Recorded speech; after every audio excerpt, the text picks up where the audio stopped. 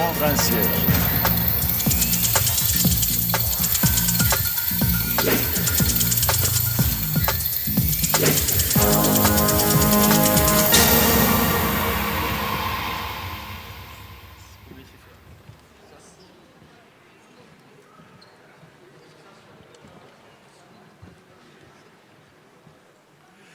Voilà, vous avez tous remarqué qu'on a, au cours des 2 premières tables rondes, beaucoup parlé de l'histoire, du passé de Lausée, et aussi, il m'a semblé qu'on évoquait, mais de façon subliminale, un certain nombre de problèmes d'actualité, donc on était bien dans le présent. Et voici la table ronde avec le modérateur, Monsieur Croiset, la table ronde sur le futur immédiat, le futur proche, le futur lointain et l'innovation. Alors je vous laisse le soin de présenter les 5, on est 5, et je vous demande simplement, il est 16h56, de bien vouloir conclure à 17h30 pour permettre à Monsieur le maire Bertrand Delanoë d'être des nôtres. Voilà, c'est à vous. Bien, merci Yvan Levaille. Donc le titre, déjà par lui-même, est intéressant parce qu'associer innovation et tradition, c'est quand même un peu antinomique, et on va montrer en fait que c'est la réalité du terrain. Alors, le titre, c'est innovation. Je crois que ça mérite qu'on y revienne parce que je pense qu'une définition d'innovation s'impose. Alors, il faut distinguer quand même innovation, découverte scientifique, invention, c'est pas tout à fait pareil. Les mauvaises langues ont tendance à dire que, vous savez, la recherche, ça se mesure par la dépense et l'innovation par le résultat. Alors, en tant qu'ancien directeur général du CNRS, je ne peux pas tout à fait approuver ceci, mais il n'empêche, l'innovation, c'est quand même une application réussie d'une invention, d'une découverte, une nouvelle idée, et ça s'applique à tous les domaines de la société, l'économie, le commercial, l'organisation, c'est matériel, immatériel, incrémental, tout ce que vous voulez. Si je reprends une phrase que disait Boris Cyrulnik un peu différemment, inventer, c'est un peu penser à côté. Et donc on peut associer l'innovation à l'effet de surprise. Ma première expérience personnelle de surprise avec Lausée, c'est quand Jean-François Guttmann m'a proposé d'être président du conseil scientifique de Lausée. Alors, mon impression a été un peu celle, vous savez, quand il y avait le service militaire, le conscrit, quand l'adjudant demandait qui parle anglais, il levait la main et il se retrouvait à la cuisine pour éplucher les patates. Et c'est un peu l'impression que j'ai eue. J'ai dit à Jean-François, d'accord, j'ai dirigé un grand établissement d'enseignement pluridisciplinaire, mais mon métier d'être physicien, les lasers, c'est quand même loin du socio-médical. Et il m'a dit, c'est pour ça. C'est pour ça que je te le propose. Donc j'ai trouvé que c'était innovatif et l'effet de surprise traduit bien un peu l'ambition de Lausée, de l'innovation. Alors, tout à l'heure, au début de mon intervention, j'ai dit inventer, c'est penser à côté. Alors en fait, c'est Einstein qui a écrit ça. Et je rappelle, on l'a vu les photographies tout à l'heure au moment du film, qu'il a été le président de Lausée quand Lausée s'est installé en Allemagne à partir de 1923. Il est devenu président de Lausée et quand on regarde l'histoire, il y a eu beaucoup d'innovations. À l'époque, Lausée publiait une revue scientifique. Et on m'a même dit d'ailleurs que c'était financé par l'industrie pharmaceutique. C'est sûrement innovant, mais ça ne se fait plus tellement. On hésite quand même. Mais tout ça a été reconnu de grande qualité scientifique. Donc on a un héritage de ce côté à maintenir et à faire prospérer pour le futur. Alors un signal fort que Lausée a voulu donner, c'est la création du conseil scientifique, puisque ça date de 2011. Et font partie, on a vu tout à l'heure André Caspi, Boris Cyrulnik, Jean-Claude Amezen, ici présent, et beaucoup d'autres, on a visé très haut pour montrer un peu le tournant que pouvait prendre le Lausée actuellement. Alors, ce qui est intéressant quand même dans cette table ronde, c'est de parler d'innovation et de se projeter, comme le disait Yvan Levaille, c'est se projeter dans l'avenir. Et une des premières questions, c'est comment imaginer dans le futur la prise en charge de personnes qui sont en perte d'autonomie ou qui sont atteintes d'Alzheimer ou simplement handicapées. Donc c'est Marc Cohen qui va nous entretenir très rapidement. On a, comme Yvan Levaille l'a dit, peu de temps. Il va aller à l'essentiel sur le projet innovant qu'il conduit sur ce sujet à l'OSE. Merci beaucoup. Oui. Oui. Je ne sais pas s'il y a le diaporama qui était prévu. Bon. Pour l'instant, très bien. Allez-y avant, voilà.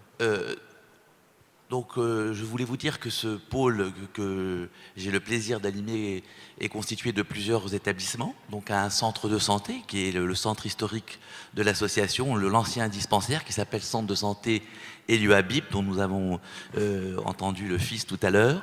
Le centre Georges Lévy, qui est un nouveau centre qui est dédié à l'enfance, à la prévention en milieu scolaire et aux adolescents. Le CMPP, qui est aussi une institution qui est destinée aux jeunes enfants.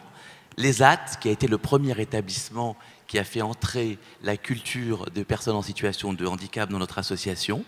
Le Centre Raphaël, un des derniers établissements qui reçoit des jeunes enfants polyhandicapés âgés de 10 à 20 ans et qui a permis justement la réflexion et la création d'une masse maintenant, qui est ouverte depuis quelques mois. Et nous attendons, après cette masse de jours qui accueille le jour, des appartements pour polyhandicapés adultes. Le centre d'activité de jour qui est destiné à des jeunes, à des adultes handicapés qui s'expriment autrement que par le travail, le plus souvent par la création artistique. Et enfin, les deux accueils de jour, le premier, historique, celui qui porte le nom d'une grande femme dans la communauté, Edith Kremsdorff, et le deuxième, Joseph Veil, qui a été un grand médecin de l'OSE. Ces deux centres reçoivent des personnes atteintes de maladies neurodégénératives.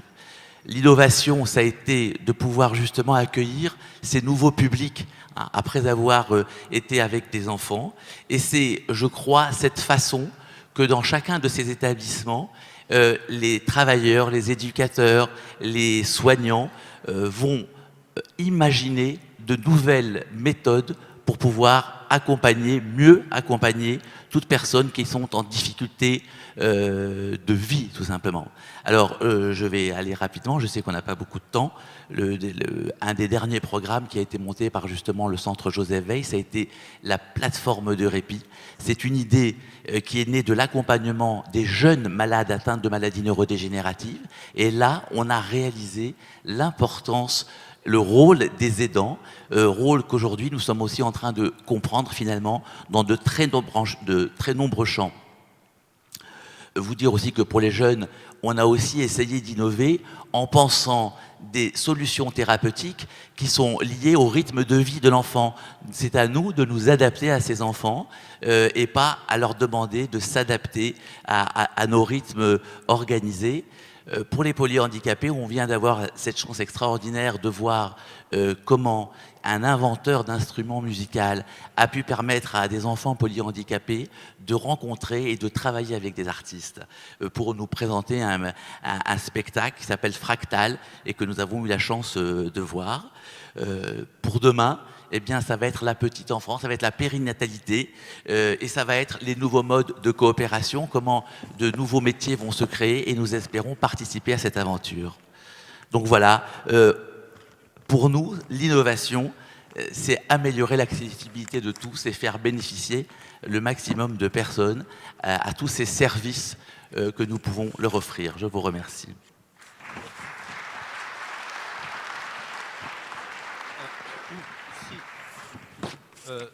Donc, comme il a été dit, le cœur de métier de l'OSE, c'est l'enfance en difficulté.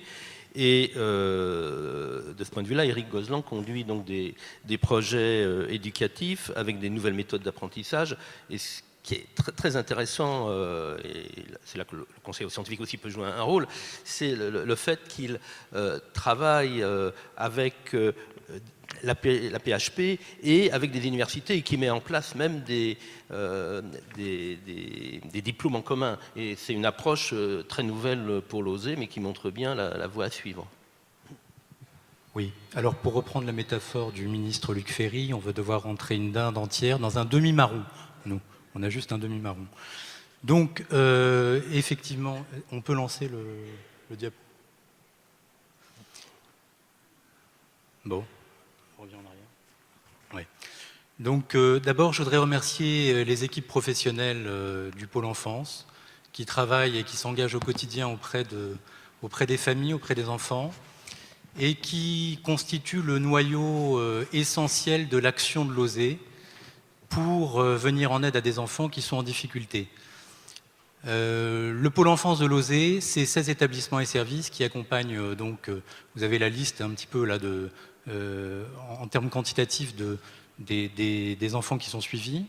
La particularité de ce pôle enfance qui est le résultat d'une réflexion qui a été menée par le conseil d'administration de l'OSE, c'est la mise en place donc d'une synergie entre tous ces établissements de l'OSE qui auparavant fonctionnaient de façon un petit peu individualisée et la possibilité de mettre en place des réseaux en interne d'interdisciplinarité, de croisement d'expériences, de croisement de compétences. C'est ce qui se fait avec l'entrée dans le giron de l'OSE d'une petite association dont on a parlé tout à l'heure qui s'appelle PMP et qui est dirigée par le professeur Yolande Govindama, qui est professeur de psychologie clinique à Rouen, qui par son approche clinique anthropologique, permet d'apporter un éclairage aux autres institutions de l'OSE, le service de milieu ouvert, les services de placement familial et aussi les maisons d'enfants. Je vais vous présenter rapidement donc 4 projets innovants. Les 2 premiers sont des réponses à des appels à projets du département de l'Essonne et du département de Paris et qui ont la particularité de mettre en lien des activités ou des champs de compétences qui, en principe, n'étaient pas pensés au départ. Le premier centre, c'est le centre socio-éducatif Eugène Minkowski que nous avons créé à Massy, qui a la particularité d'être situé à 50 mètres de l'Opéra de Massy, et pour lequel nous proposons donc un accompagnement en service de milieu ouvert avec des activités qui sont liées au théâtre. Et dans ce centre, donc, qui fait 400 mètres carrés, on a une salle de théâtre qui fait 70 mètres carrés et dans laquelle il y a une scène avec tout l'équipement normal. Le deuxième projet, c'est le projet de création de 25 places, donc finalement pour lequel nous avons obtenu de la part de la ville de Paris la possibilité d'ouvrir 11 places. On a gagné donc cet appel à projet pour répondre à des enfants qui ont des troubles du comportement graves. Et donc ce projet est fondé sur 3 axes de travail qui tiennent aussi à l'histoire de l'OSE. D'abord, on en a parlé tout à l'heure, la stabilité et la continuité de la prise en charge. Une équipe pluridisciplinaire qui s'allie à la PHP, vous l'avez cité tout à l'heure, en particulier avec le service du professeur Cohen de la Salpêtrière, avec cette particularité d'embaucher à la fois dans les deux établissements, donc dans notre établissement et à l'hôpital, des professionnels qui sont communs aux deux établissements. Le deuxième point d'importance, deuxième axe de travail de ce projet, c'est une réflexion sur l'identité de l'enfant et sur ses références familiales. Et le troisième point, c'est le fait de les accueillir en toutes petites unités, puisqu'il s'agit de 5 enfants qui sont accueillis dans une maison de 200 mètres carrés. Je vois le directeur général qui me fait des grands signes, je vais aller plus vite. Donc, création d'un diplôme universitaire protection de l'enfance en 2011, en association avec l'université Paris Diderot. Donc, c'est un diplôme de protection de l'enfance que nous avons proposé à l'université et qui rencontre un grand succès, qui accueille chaque année, là, donc c'est la 2e année que nous le faisons, qui d'abord est composé, les enseignants sont des experts dans le domaine de la protection de l'enfance, il y en a certains dans la salle, je salue en particulier Michel Créhoff, Serge Bouzna, Richard Josasberg, d'autres qui sont Yolande Govindama, qui font partie de ce programme. L'idée c'est de proposer donc aussi des grandes séances qui sont ouvertes à l'ensemble des salariés de l'OSE et aussi aux associations amies, avec 2 séances dans l'année, la première et la dernière. Donc là, vous avez un exemple d'une séance qui a été inaugurée par Claire Rouisset, puis ensuite Pierre Jox, cette année, qui a inauguré la 2e session de notre DU. Le projet, c'est un projet de développement à l'international. Donc on a un projet de développement en Israël en particulier, donc toujours en lien avec l'histoire de l'OSE. Cela va voir le jour probablement en 2013 par le biais d'un cycle de conférences. Également à l'Université de Saint-Pétersbourg, puisque l'OSE est né à Saint-Pétersbourg il y a 100 ans. Donc l'idée, c'est aussi de revenir aux sources et de proposer ce diplôme universitaire par le biais de l'international à cette université de Saint-Pétersbourg qui est la Herzen State Pedagogical University of Russia et qui va accueillir notre diplôme universitaire vraisemblablement l'an prochain. Dernier projet que je vous présente, parmi d'autres, c'est le projet d'un institut Feuerstein à Paris en 2013 et pas en 2011, excusez-moi pour l'erreur. Donc le professeur Feuerstein a développé une méthode de remédiation cognitive qui a été utilisée dans les années 90 à l'OSE et pour laquelle nous allons donc développer un centre d'accueil pour enfants polyhandicapés dans les mois qui viennent. Voilà. Est-ce que je peux vous remercier Éric Gosselin, on va le remercier tous les deux. Pardon, je suis en train de faire en sorte que tout le monde puisse s'exprimer et j'accélère, voilà, hein, comme à la radio, l'heure c'est l'heure et je ne voudrais pas que l'on manquât le maire de Paris, notre hôte, et il doit venir impérativement à 17h30. Alors je voudrais en revanche qu'on donne du temps et qu'on entende parce que tout le monde ne sait pas ce qu'est le comité de la charte. Et pour entendre Monsieur Fanius pour nous dire, d'abord pour rappeler, puisque vous êtes le directeur, c'est ça? Je suis le contrôleur.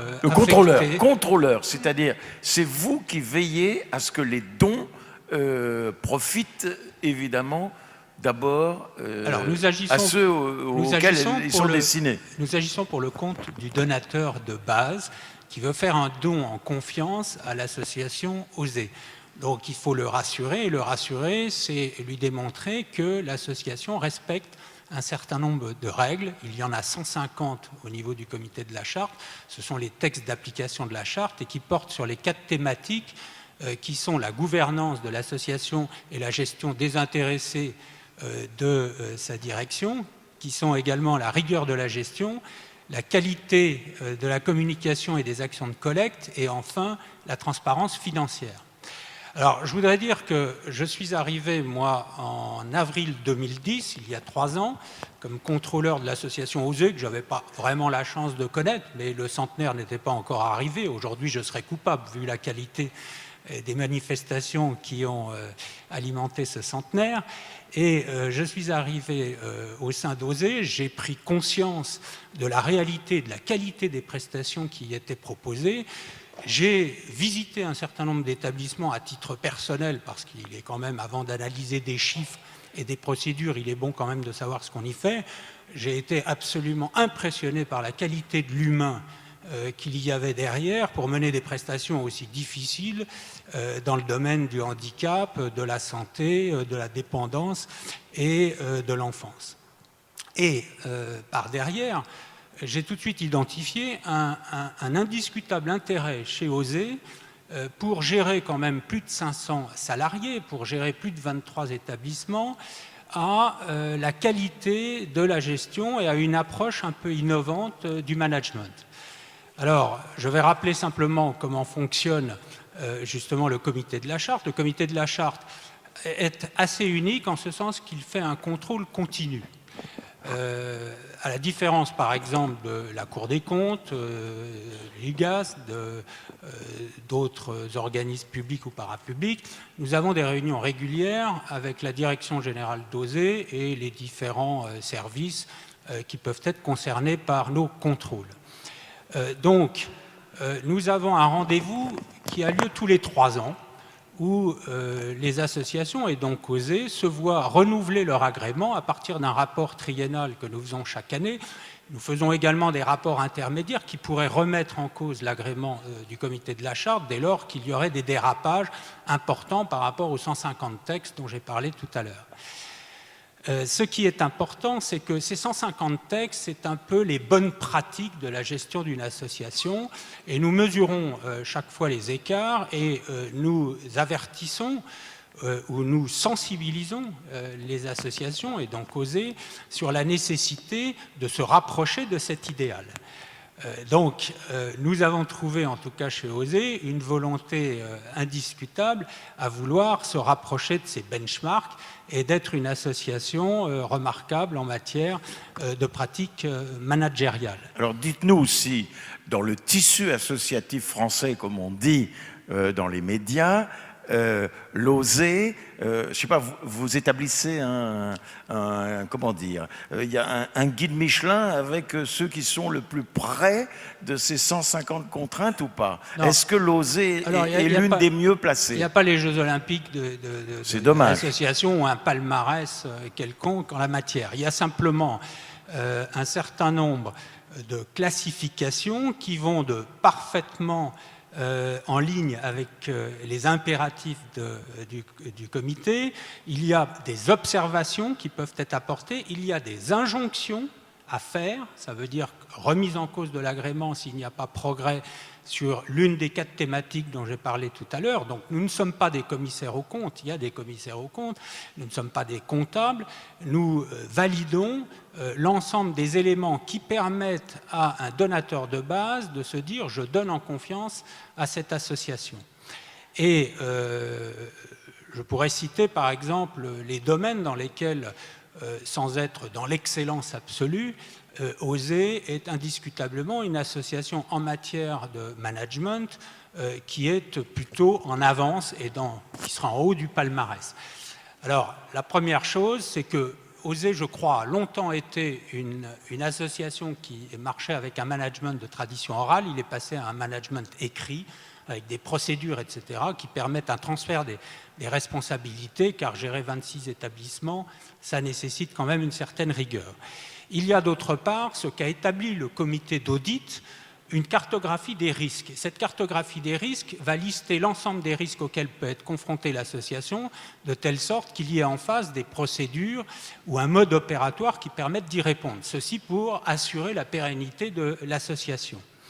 Il y a par ailleurs un document aujourd'hui qui est produit par l'OSER qui s'appelle l'essentiel et qui récapitule l'ensemble des éléments dont a besoin un donateur de base et qui est basé sur les chiffres qui sont validés en Assemblée générale. Il y a en particulier le fameux nouveau compte d'emploi ressources qui permet à chaque donateur de savoir exactement quelle est l'allocation de son don dans les missions sociales ou les frais de fonctionnement de l'association ou le coût de la collecte, etc. Enfin, 2 éléments, et je terminerai par cela, qui prouvent le dynamisme et la volonté d'OSER d'aller de l'avant en matière managériale, et c'est en particulier vis-à-vis de ses salariés.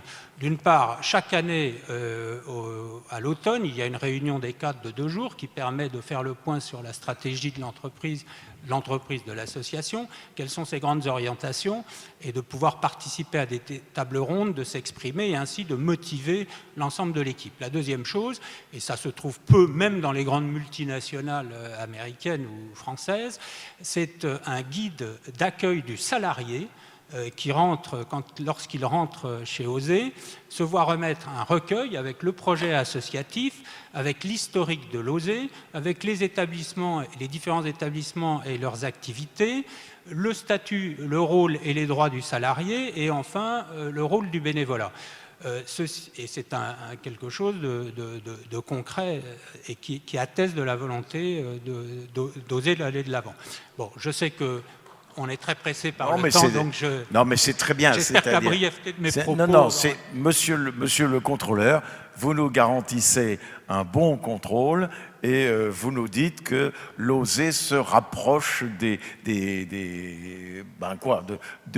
l'idéal de gestion. Malgré, vous avez dit le mot entreprise, 500 salariés, c'est beaucoup. 500 salariés. Voilà. On le saura à propos du résultat d'ici 2 mois, car il y a le renouvellement de l'agrément qui aura lieu le 28 février. Mais je ne voilà, autrement dit, pour celle qui va succéder à M. Gutmann, elle peut être tranquille. Elle a des... voilà. Elle peut être tranquille. Monsieur Ameisen, je veux qu'on vous entende. Alors évidemment, il est 19. Vous avez en tout et pour tout 8 minutes. Parce que, écoutez, c'est pas mal de terminer sur cette note-là, sur la bonne gestion et la transparence de l'OSE et les dons qui vont au bon endroit. Hein, on se souvient d'un type qui avait une blouse blanche et qui passait à la télévision et qui demandait qu'on fasse des dons en toute confiance pour le cancer. Eh bien, voilà, ça s'est mal passé et on a oublié ce monsieur, c'est tant mieux. Bon, donc le comité de la charte, c'est très utile. Le contrôle du comité de la charte, c'est très utile. Alors, on passe à la morale et au comité national d'éthique. Et M. Ameisen, vous avez été membre ou vous avez présidé le comité national d'éthique. Vous le présidez actuellement. Voilà, c'est vous. Alors prenez un micro. Il est 17h20. Vous avez 7 minutes pour nous parler d'éthique. Et d'innovation éventuellement. Voilà. À la tribune. Et même dire ce que vous avez retenu de cette table ronde, peut-être un peu trop brève, par ma faute. Oui, de cette table ronde et de l'ensemble, hein, et bon anniversaire, et très bel anniversaire. C'est rare d'avoir un anniversaire de 100 ans d'avenir.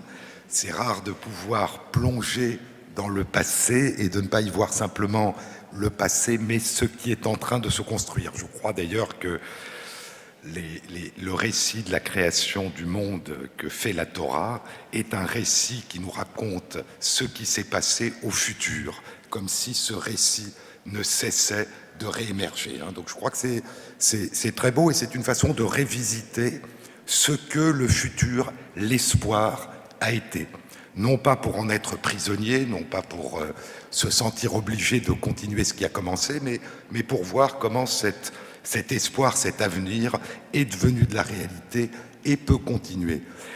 Un mot peut-être sur les relations, et ça a été évoqué dans cette table ronde, sur les liens, ces liens étroits entre la connaissance et puis le respect de l'autre. La connaissance devrait être mise au respect de chaque personne, de chaque enfant, de chaque personne adulte, et ce n'est pas, c'est toujours un risque, la personne qui devrait être mise au service de la connaissance qu'on croit à un moment donné avoir sur elle, et Boris Cyrulnik l'évoquait tout à l'heure. Donc je crois qu'il y a vraiment dans l'innovation, il n'y a pas seulement comment mettre à jour les meilleures connaissances qui vont pouvoir aider, mais comment faire en sorte que ces connaissances soient toujours au service de la personne et qu'on ne se retrouve pas à emprisonner les personnes dans ce qu'on croit avoir compris. Boris Cyrulnik évoquait cette période encore très récente où on pensait que les enfants ne souffraient pas. Et donc, ce qui paraît rétrospectivement tragique, on opérait les enfants jusqu'au début des années 90 sans anesthésie. Et puis ça a recommencé avec les prématurés. Qu'est-ce qu'on a appris sur la souffrance d'un point de vue scientifique? On a appris des choses, je trouve, très intéressantes depuis quelques années, qui sont que le rejet, l'exclusion, l'abandon, la rupture des liens provoquent au niveau du fonctionnement de notre cerveau les mêmes réactions que la douleur physique. Et donc nous vivons depuis la petite enfance le lien social comme un plaisir physique et le rejet, l'exclusion comme une douleur physique. Et donc il y a quelque chose de très important dans ces liens entre la manière dont se construisent nos corps et la manière dont se construisent nos relations avec les autres. Quelqu'un qui a beaucoup réfléchi il y a longtemps à ces relations entre connaissance et respect de la personne, c'est Martin Buber, avant Lévinas, avant Ricoeur. Et dans Je et tu, dans ce très beau livre, Martin Buber dit qu'un des problèmes éthiques essentiels, c'est au fond de mettre au service de chacun, de je, de tu et de la construction d'un nous, ce que la science nous permet d'apprendre, ce que toutes les connaissances nous permettent d'apprendre d'une manière un peu extérieure et objective, en nous regardant comme si nous étions des objets de connaissance. Donc plus nous apprenons sur nous-mêmes, plus nous sommes riches de possibilités, à condition que nous mettions ces connaissances au service du lien social, du lien qui se tisse en permanence. Je crois qu'il y a un rapport... Pardonnez-moi, mais c'est sur cette note optimiste. Vous allez m'en vouloir, mais tant pis, je voudrais qu'on puisse entendre. Écoutez, Monsieur le Président Gutmann et Roger Van Zilberg qui viennent, ils vont venir tous les deux s'exprimer. Alors, il est 24. Je voudrais qu'ils puissent venir à 25 Très bien, tout de suite. merci et laisser beaucoup. ensuite la place au maire. Mais non, Merci si vous beaucoup. avez encore un mot à dire, dites-le. Ce que je voulais dire, c'est que je pense que s'attacher au bien-être de l'enfant, s'attacher au bien-être de la personne handicapée, s'attacher au bien-être de la personne âgée demande, et j'ai entendu parler d'institutions et d'institutions ouvertes, cette gymnastique complexe qui est d'accompagner les personnes dans des lieux tout en ne les empêchant pas, mais au contraire en facilitant leur capacité à vivre avec les autres, parmi les autres. Et donc il y a tout un travail à faire pour comprendre comment ces lieux peuvent non pas isoler les personnes, même en leur apportant du bien-être, mais au contraire les ouvrir et leur permettre à tous les âges, dans toutes les circonstances, de s'inscrire dans notre société commune et dans notre commune humanité. Merci. Eh bien, on vous applaudit comme on applaudit les participants de cette troisième table ronde.